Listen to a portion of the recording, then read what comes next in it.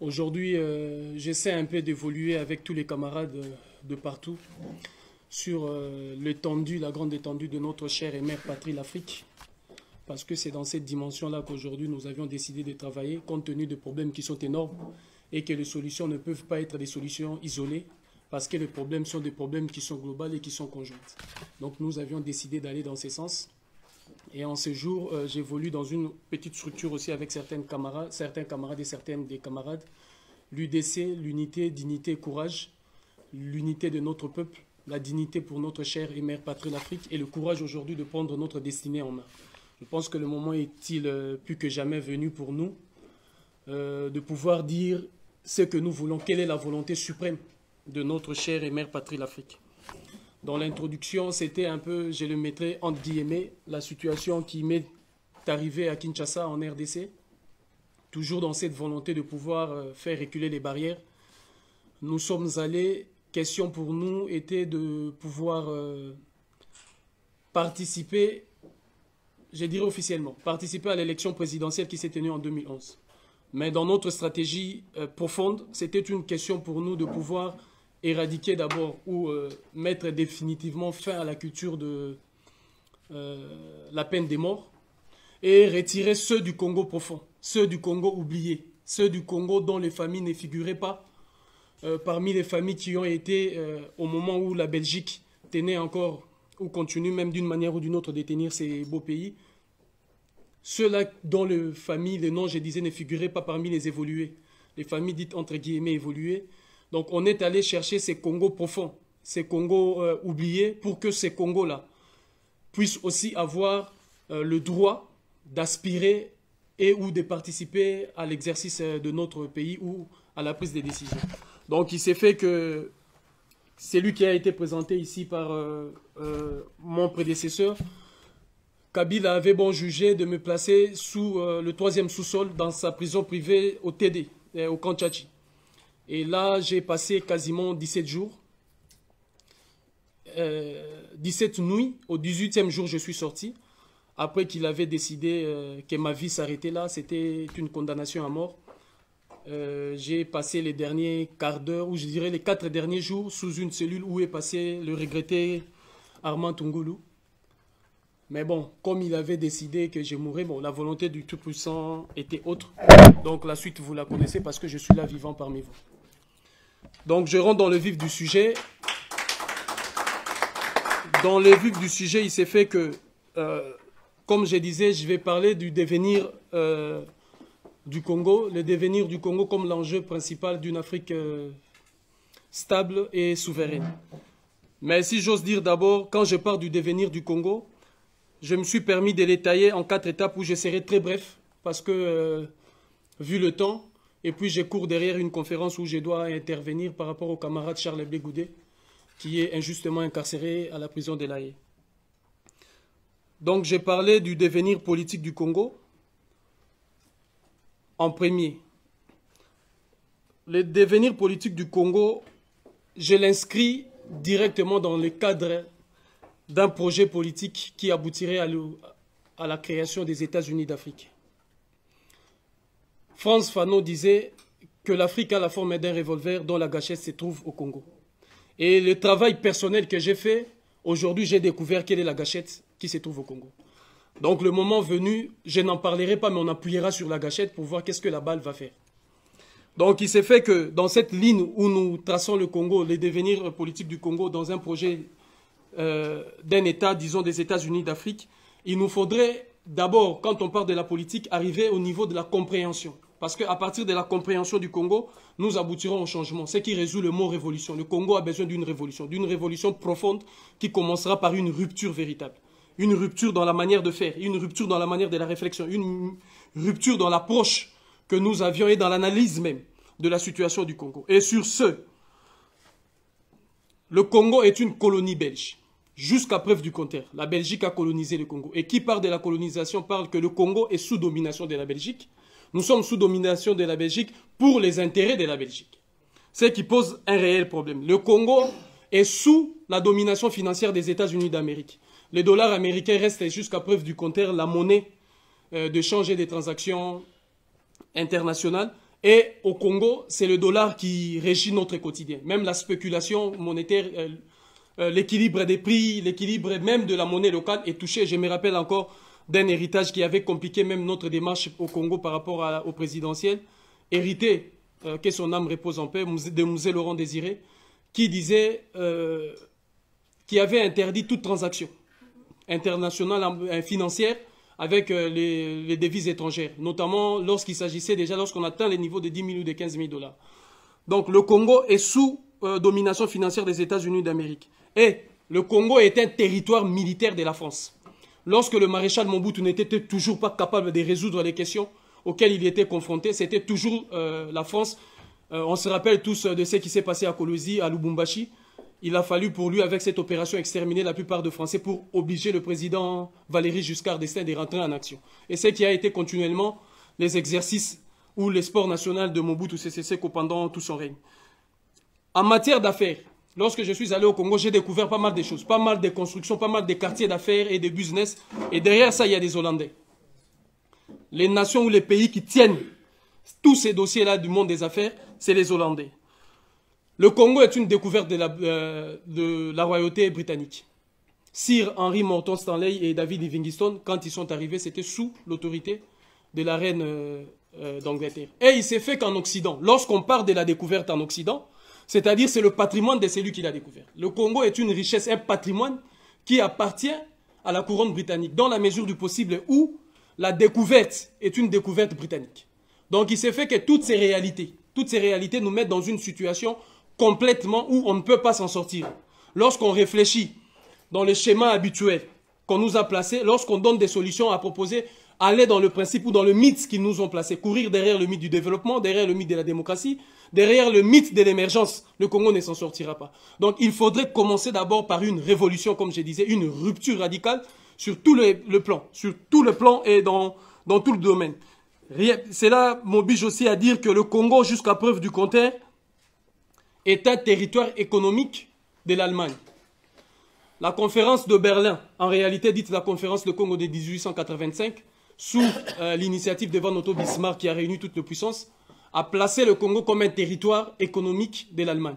Lorsque tout se passe en matière d'économie, tout ce qui est comme commerce, tout ce qui est comme transaction, c'est l'Allemagne qui chapeaute tout.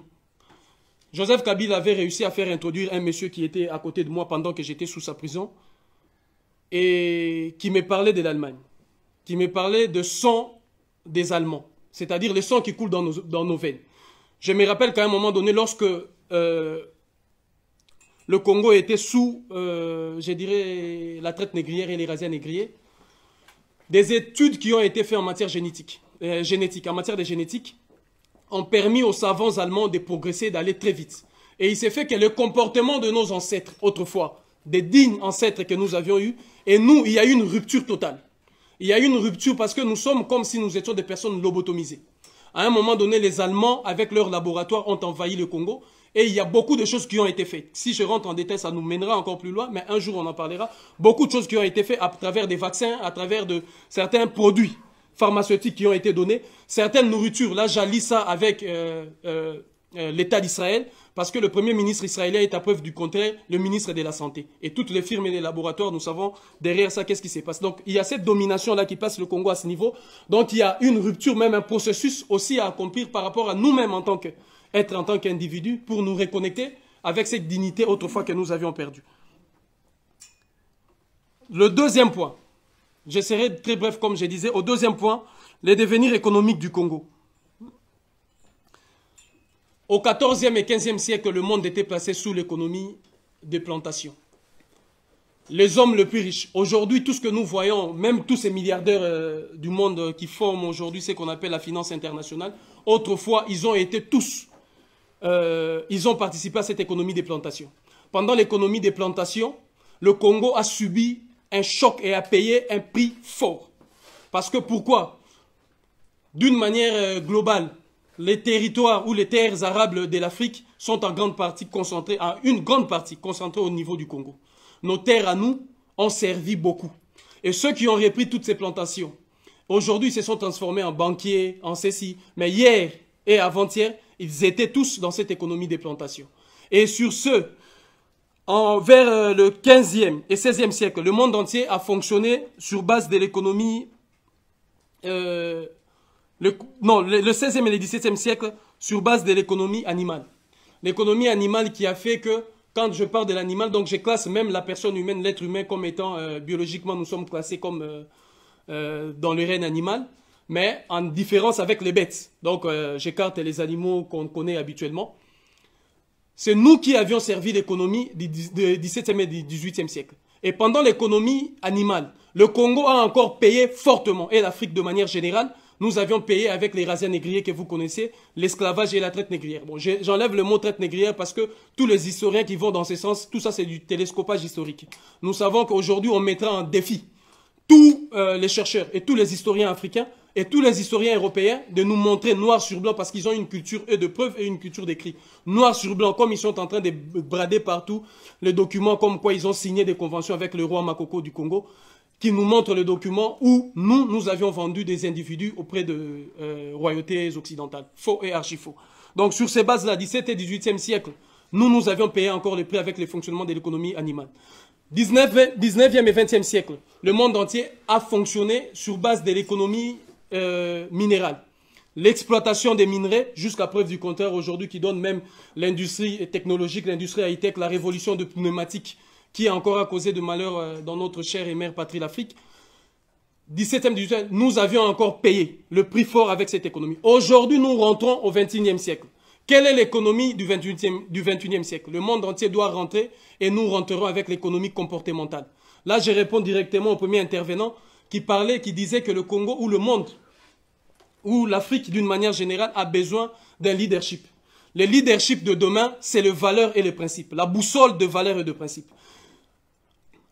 Quand vous posez la question à ceux qui ont inventé la boussole, ils vous diront que la boussole indique le nord. Dans ça, il y a une codification. Parce que tous les jeunes Africains que nous sommes, tous les Africains, même au lendemain, avant les indépendances, on disait que l'avenir du Congo, notre avenir à nous, c'était l'Occident. Il fallait regarder le nord. Aujourd'hui, pour être considéré, je ne sais pas, il faut venir peut-être ici. Les études, il faut le faire ici. Les diplômes qui sortent d'ici sont les plus valorisés par rapport aux diplômes de là-bas. C'est-à-dire c'est la boussole, parce qu'ils nous ont dit la boussole indique le nord, et c'est vers le nord. Le développement économique de l'Afrique, c'est vers le pays du nord. Lorsqu'on dit les pays du nord et les pays du sud, les pays tiers-mondistes et les pays développés. Donc la boussole là indique toujours le nord. Or, pour le leadership de demain, il nous faut la boussole des valeurs et des principes. Et cette boussole des valeurs et des principes, c'est là où je place la dignité fondamentale de la personne humaine sortie d'Afrique par les Kimuntu, qui, à l'ensemble de ces valeurs et de ces principes, sera la boussole qui va nous guider vers l'économie de demain. Et cette économie de demain, c'est l'économie comportementale dont je disais tout à l'heure. Troisième point, les devenirs éducatifs du Congo. Je place les devenirs éducatifs du Congo dans le cadre d'un projet panafricain. Un enfant qui naît au Congo lorsqu'il fait le cursus scolaire, universitaire et consort, cet enfant n'apprend jamais les Kinyarwanda. Cet enfant ne comprend rien de ce qui se passe au Rwanda. Mais cet enfant est capable de comprendre le français et l'anglais. Un enfant qui est né ici à Paris peut comprendre l'allemand parce que c'est inscrit ici. Mais un enfant qui est né ici et qui grandit ici, dans son cursus universitaire ou scolaire, ne comprend rien de l'Afrique. Parce que c'est les clichés et les schémas qu'on lui donne de l'Afrique. Les Africains, comme ça, un laps de temps et ça s'arrête là.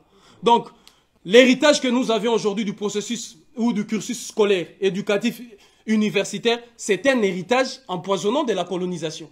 Donc, sur ce, il s'est fait que nous, aujourd'hui, nous n'avons pas les outils nécessaires pour affronter le monde d'aujourd'hui.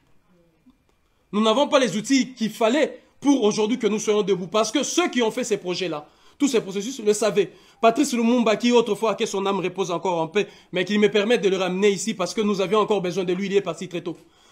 Patrice Lumumba, qui revendiquait et qui disait à la Belgique, par rapport au budget éducatif, lorsque nous avions accédé à l'indépendance, il a voulu maintenir le budget de l'éducation, je pense, à 43 ou 42% sur le budget de l'éducation. La Belgique voulait nous ramener à 34%. Alors que quand la Belgique tenait le règne éducatif du Congo, ils étaient au-dessus de ça. Quand nous avions accédé à l'indépendance, ils n'ont pas voulu, ils ont fissuré cela. Parce qu'ils savent, le projet, il fallait refaire, refonder tous ces projets éducatifs que nous avions aujourd'hui. Et nous sommes en train de travailler dessus parce que nous avions mis en place un projet éducatif qui, je pense, va totalement bouleverser l'ordre des choses. Quand j'ai parlé de la révolution, nous allons complètement bouleverser avec un processus qui ira peut-être une année scolaire, introduit dans un calendrier de 28 jours et 28 mois, dont une année aura peut-être 784 jours, avec un cycle de 3 ans simplement dans le cursus, j'ai dit, scolaire, donc primaire, secondaire et universitaire.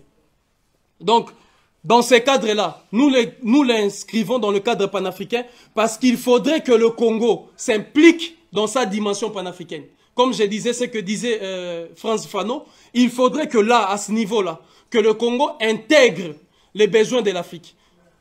En 2002-2003, j'étais au Bénin et je discutais avec l'un des conseillers principaux du président Nicéphore Soglou. Il me faisait savoir la volonté et la nécessité même qu'avait le Bénin par rapport aux ressources qui se trouvent au Congo.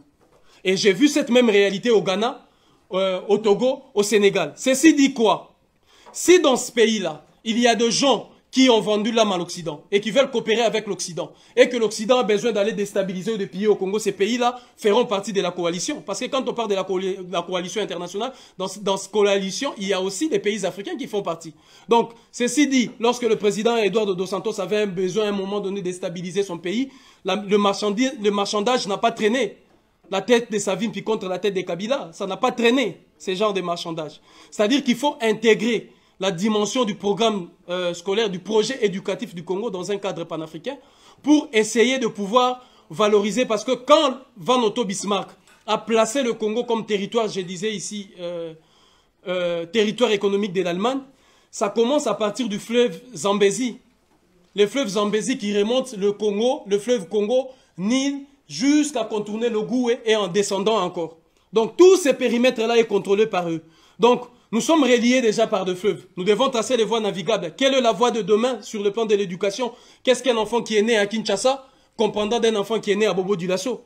Est-ce que faudrait-il aller en Chine pour aller chercher des panneaux solaires alors qu'il y a des artisans au Burkina Faso qui travaillent dessus? Donc c'est cette dimension-là, mais cette dimension passe par l'éducation. Quel est le contenu à mettre dans l'éducation de demain? Ce contenu doit être panafricain en intégrant tous ces principes dans tout le domaine. Donc c'est ça que j'appelle le projet de devenir économique, éducatif du Congo, inscrit dans un projet panafricain. Et il y a le quatrième et dernier point, les devenirs sécuritaires du Congo. Pas plus tard qu'hier, en 1964, nos pères des indépendances sont allés au Caire. Et lorsqu'ils sont allés au Caire en Égypte, sans pour autant le vouloir, parce que je salue d'abord la mémoire de tous ces grands qui ont combattu pour la dignité qui était nôtre, pour dire non à l'Occident. Parce que le moment était venu. Cela n'en déplaise à ceux qui disent que nous sommes allés très tôt à l'indépendance. Devant l'indignité et l'irrespect, il n'y a pas de négociation. Et devant ça, le moment était venu pour nous de dire non. Et lorsqu'on a dit non, ils nous ont permis d'accéder à un niveau. Mais leur volonté suprême, je pense, comme le disait le président Kouma, une volonté qui est partagée le président Sékou Touré, mais aussi Patrice Lumumba, c'était d'aller dans cet États-Unis d'Afrique. C'était leur volonté suprême. Ce n'était pas aujourd'hui de garder toutes ces prisons coloniales qu'on nous a remis, qui ont du mal à fonctionner. Parce que ici, l'intervenant qui m'a précédé parlait, demandait si nous étions tous du Congo. Mais il faudrait dire aussi que nous appartenons à la Belgique. Parce que sans les invités, ils sont là. Le Congo reste jusqu'à preuve du contraire un patrimoine imprécaré de la Belgique. Le Sénégal restera aux mains de la France. Le Ghana ainsi pareil. Donc, il faudrait en sortir. Et sur ces plans sécuritaires, les bases de 1964, le Congo défend bec et ongle ses frontières héritées de la colonisation. C'est d'ailleurs la phrase qu'on dit. Les frontières héritées de la colonisation. Le Congo le défend bec et ongle. Le Rwanda défendra ça. Le Burundi défendra ça. Et lorsqu'on va rentrer en collision, ce sont les femmes qui sont violées. Ce sont nos enfants qui sont matraqués, éventrés, discriminés, toutes les images horribles que nous voyons ici. Alors, c'est pourquoi? Parce que nous défendons l'intangibilité des frontières. Ces conflits-là commencent par ça. La pénétration du Rwanda au Congo, c'est parce que nous défendons ça. Je pense qu'il faudrait une refondation totale des bases sécuritaires du Congo, en commençant par placer la femme africaine, donc par-dessus tout. Là, j'ai dit en même moment la femme congolaise, parce qu'elle fait partie de ce corpus de la femme africaine, comme étant le principe numéro 1 de base sécuritaire, où on passera par la notion de l'inviolabilité, de l'intégrité physique et de l'intégrité territoriale de la femme africaine. Parce que l'inviolabilité de l'intégrité territoriale de la femme africaine dira pas de conflit là où il y a la femme africaine. Cela commence dans nos maisons avec un changement fondamental des mentalités dans nos maisons. Cela montera au niveau de nos familles, au niveau de nos quartiers, au niveau de nos provinces, au niveau de nos États. Et c'est là la refondation de l'Afrique. Et sur le plan de l'intégrité physique, cela mettra fin à tous ces viols. Ce qui permettra l'ouverture de cet États-Unis d'Afrique dont nous rêvons tant, où la nationalité sera en premier accordée à toute personne née de la femme africaine. Et pour conclure, je finirai par cette dimension de la sagesse africaine qui dit les tireurs de vin de palme qui tombent à midi donnent l'intelligence à ceux qui viendront le soir de ne pas tomber. Je pense que tous ceux qui sont tombés dans cette lutte noble que nous menons nous ont donné l'intelligence pour que nous ne puissions pas tomber. Je vous remercie.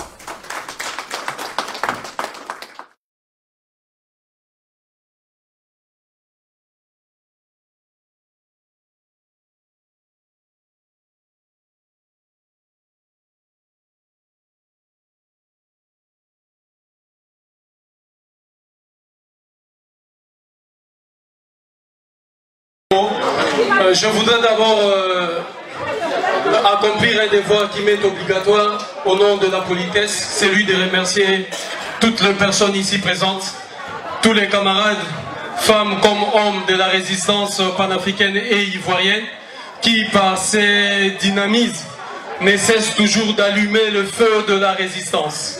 Je remercie tous les camarades du COJEP, en particulier mon cher camarade président Zap Grasso, pour cette initiative ô combien belle qui continue toujours d'allumer cette flamme de la résistance. Mais permettez que j'adresse mes derniers mots peut-être à Maître Kilolo. Il est évident qu'il y a certaines choses qu'on ne peut pas laisser le peuple retourner avec à la maison. Il y a certaines choses dans le devoir qui est le mien. Au nom du nationalisme africain, je ne peux permettre aucune ambiguïté et aucune confusion. D'abord, je salue et je remercie le compatriote Kilolo. Après cette étape et ces difficultés de prison, étant moi-même plusieurs fois un ancien prisonnier politique, je pense qu'il est maintenant endurci et il a compris comment fonctionne le système. Je voudrais dire à Maître que l'idée selon quoi maintenir une justice internationale est une bonne idée, c'est une fausse route. L'existence d'une justice pénale internationale est une bonne chose. Avant de mettre en place une justice, on regarde d'abord l'intention. L'intention de la justice de la Cour pénale internationale est une mauvaise intention. Le camarade Kilo, le compatriote, disait aussi tout à l'heure que pendant tout son parcours, partout où il est allé travailler, il a senti et il a remarqué que l'idée de la Cour pénale internationale faisait quand même peur à certaines ambitions ou à certaines intentions criminelles. J'ai voyagé dans plusieurs pays dans le monde, dans le cadre de la CPI, dans le cadre des enquêtes criminelles que j'étais en train de diriger. Et je me suis rendu compte qu'effectivement la CPI fait peur. Ça peut aider effectivement à freiner les tendances criminelles des uns et des autres. Mais il faudrait souligner que la naissance de la Cour pénale internationale n'a pas réduit ni empêché les intentions criminelles de la France et de ses gouvernements et de certains de ses responsables. Les intentions criminelles des États-Unis d'Amérique n'ont pas été empêchées. Les intentions criminelles de toutes les nations impérialistes n'ont pas été empêchées. Donc pour aller dans une justice sincère, le président Mandela a laissé deux piliers, celui de la réconciliation et de la vérité. C'était aussi une illustration du Kachaka au Rwanda après le génocide rwandais. Donc nous irons dans une justice lorsque la volonté suprême de notre chère et mère patrie l'Afrique sera respectée. Je vous remercie.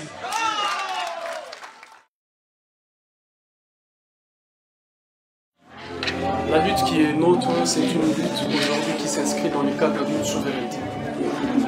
Notre chère et mère patrie l'Afrique, parce que c'est comme ça que nous voyons les choses, est en train de subir la pire des humiliations, si j'ose dire, de subir une domination économique, d'emprunter des modèles politiques qui ne sont pas adaptables aux réalités qui sont les nôtres, et de subir la frappe de puissance militaire venue d'autres cieux. Il s'est fait qu'avant nous, parce qu'il faudrait d'abord recadrer ces genres de choses pour que les gens comprennent que cette lutte est une continuité d'une lutte qui a été menée autrefois. mes pensées vont à nos pères et à nos mères qui, d'une manière ou d'une autre, se sont déterminés pour essayer de pouvoir faire asseoir le respect dans notre chère mère et patrie africaine, la dignité et l'unité de notre peuple. Donc la lutte qui est nôtre s'inscrit dans ces cadres-là, qui est autrefois menée par le président Kouma, menée par le président Sankara, et aussi aujourd'hui dont le flambeau est tenu par le président Laurent Gbagbo et j'en passe. Donc la ligne qui est nôtre, c'est au nom de la souveraineté véritable de notre chère et mère patrie l'Afrique. C'est pour la dignité de peuple. Et le droit à la dignité est un droit garanti dans tout aujourd'hui les textes et les conventions internationales. Aussi longtemps que ces droits est garanti à tout le peuple et à toutes les nations et à tous les États, nous n'accepterons jamais que l'Afrique en soit privée de manière arbitraire. C'est donc un combat des Ivoiriens, mais un combat aussi pour une nouvelle Afrique. Quand vous parlez de combat des Ivoiriens, c'est-à-dire qu'il y a un combat d'une Afrique digne. Et la Côte d'Ivoire étant un pays qui figure parmi les nations africaines, s'inscrit dans cette même lutte. Rappelez-vous, il y a quelques années que la Côte d'Ivoire était considérée comme un protectorat français. Et ce, parce que c'était sous la coupole ou sous l'autorité du feu président Houphouët-Boigny, que son âme repose en paix. Mais l'arrivée du président Laurent Gbagbo a changé la donne.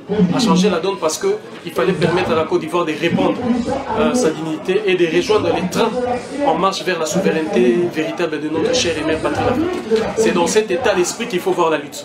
Donc la lutte de la Côte d'Ivoire s'inscrit dans une dynamique d'une Afrique digne et souveraine, mais aussi respectée.